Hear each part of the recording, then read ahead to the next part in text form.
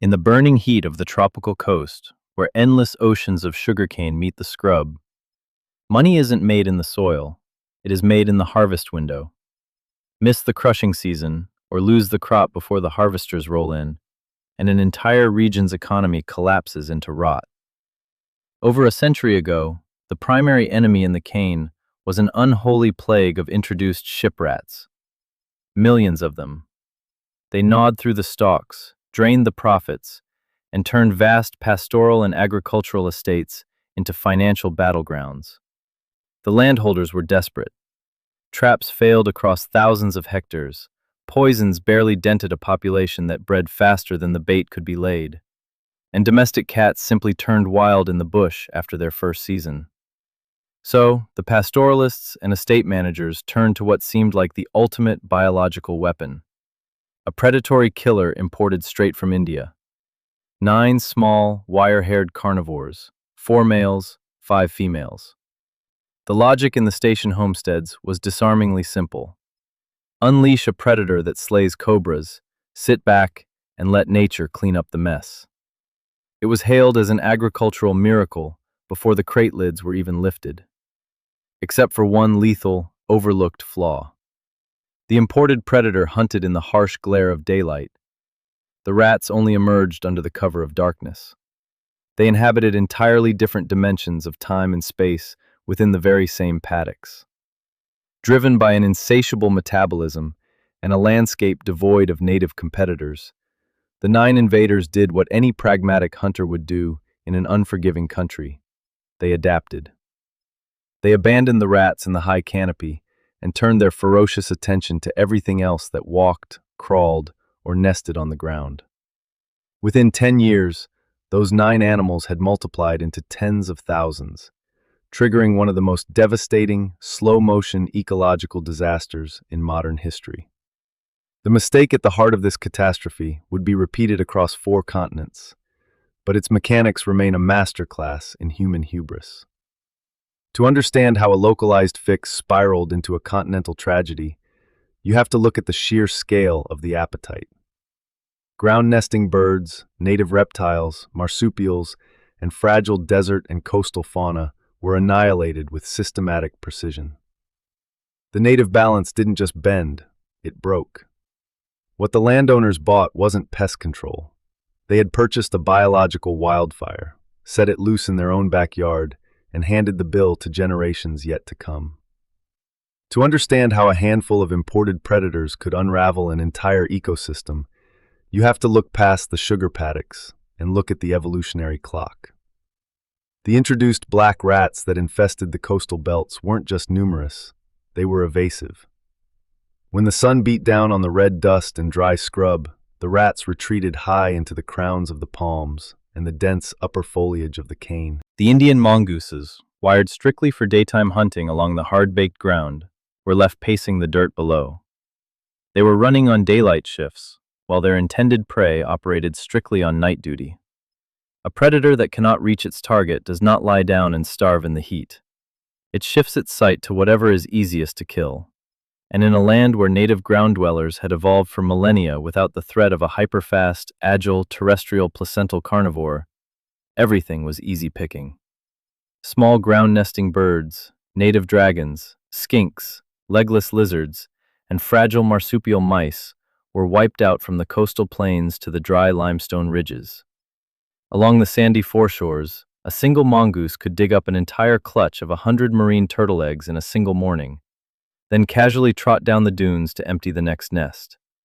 Farmyard poultry coops, once thought secure against local raptors, were turned into bloody, enclosed slaughterhouses. Nothing hunted the mongoose back. In its native Asian ranges, its numbers were kept strictly in check by large raptors, dangerous snakes, and competing apex predators. But released into this new, sun-drenched sanctuary, it faced no natural predators, no serious competitors, and no brutal winter die-offs. The founding population of just 9 animals underwent an explosive demographic boom.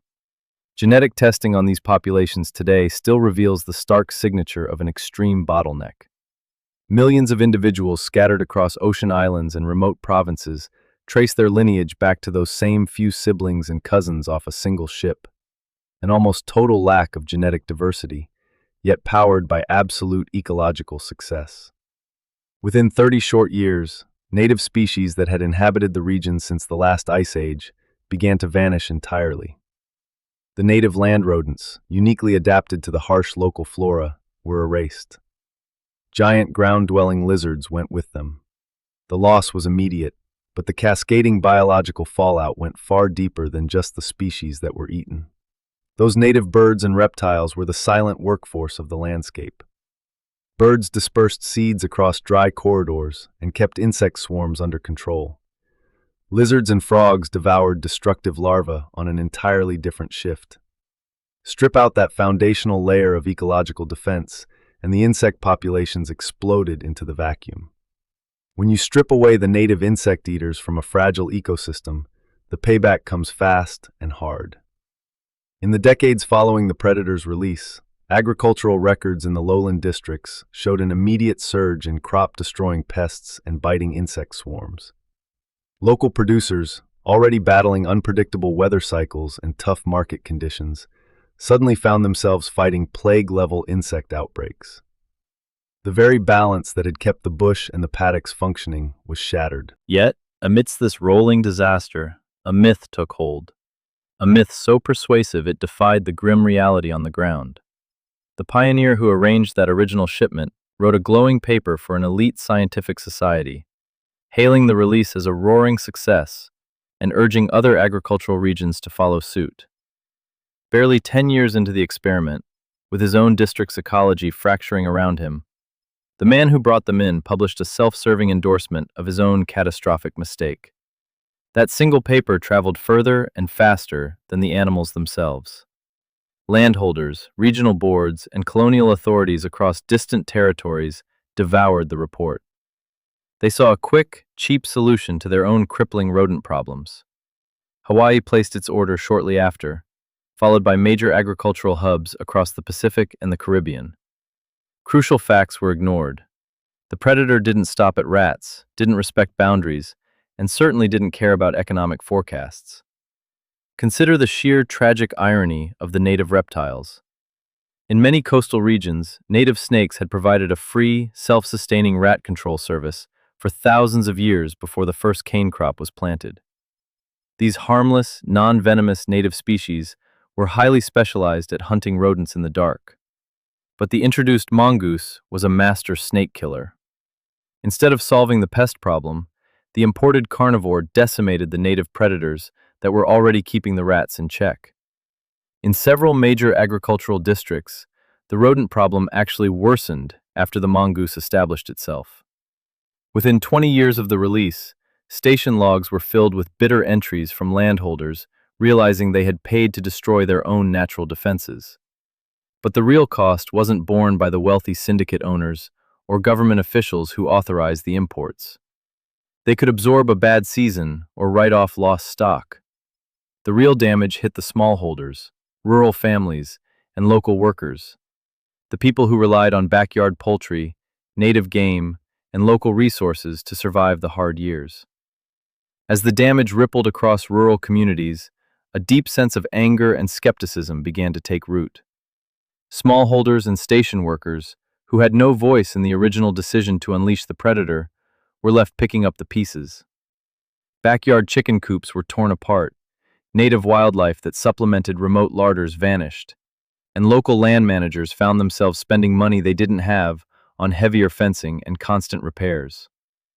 The promises made by high-flying agricultural advocates had curdled into a daily grind against a pest that offered zero economic return. To make matters worse, secondary consequences began emerging that no administrator in an air-conditioned city office had ever factored into their calculations. In several regions where the mongoose established a permanent foothold, the animal mutated from a simple agricultural nuisance into a dangerous vector for deadly diseases, including rabies. An animal imported as a silver bullet for crop protection transformed into a major public health hazard, threatening livestock, working dogs, and human populations alike. Rural shire councils and local protection boards suddenly realized they were fighting a multi-front war against a creature that adapted faster than their control methods could evolve. Desperate attempts to roll back the invasion quickly commenced, but every traditional management tool failed spectacled failure. Regional authorities established bounty schemes, offering cash payouts for every tail brought into local depots. It was the exact same policy that had failed against the shiprats decades earlier, and it produced the exact same result: a minor dent in numbers, while the breeding population continued to multiply unhindered in the surrounding scrub. Baited poison lines were laid across thousands of kilometers of fence lines, but the predators learned to recognize and avoid the bait far quicker than field officers could deploy new formulas. Cage traps captured mature adults, but for every animal removed, half a dozen juveniles emerged from the burrows to take its place. Organized shooting drives were staged across vast agricultural properties, with teams of hunters taking out dozens of animals in a single weekend. But against a sprawling population numbering in the hundreds of thousands, scattered across rugged gullies, dense scrub, and inaccessible timber, it was like trying to bail out a flooding river with a rusty tin can. By the late 1920s, official eradication programs had quietly ground to a halt. Land management departments effectively threw up their hands, shifting their official strategy from eradication to mere containment. The bitter ultimate truth of the whole enterprise is that the crop it was all meant to protect collapsed anyway. Regional sugar production wasn't ultimately brought down by rodents in the cane rows. It was crushed by global market shifts, international tariffs, and cheaper overseas competition. Economic tidal waves that no amount of pest management in local paddocks could ever turn back. Millions of dollars had been poured into fighting a biological war, while the real economic threat operated an ocean away. Yet, just as the story seemed locked in absolute ecological tragedy, a modern turn of events revealed that the narrative isn't completely written in stone. For over a century, iconic native species were written off as gone forever, listed officially not as endangered, but as totally extinct. Then, in the remote, rugged pockets of dry, jagged limestone forest and scrub, terrain far too brutal and punishing for the invasive predators to hunt efficiently, a fragile remnant survived. In 1990, a pig hunter working dogs deep in the harsh backcountry stumbled across a surviving specimen of a native giant lizard long thought wiped out. A tiny, relic population had held out in the shadows for over 100 years. That discovery shattered the long-held assumption that every lost species was gone beyond recovery. Today, behind heavy predator-proof exclusion fencing, guarded by motion sensor cameras and field officers, that remnant population. Understanding these mechanics isn't just an exercise in historical record. It is our blueprint for avoiding the next quick-fix disaster before another crate is opened. If you value this clear-eyed, pragmatic look into environmental history and ecological mechanics, hit the subscribe button. We dive deep into the real forces shaping our landscapes every week, stripping away the myths to reveal how these delicate systems actually work. I'm Ambrose Wild, and I'll have the next story ready for you soon.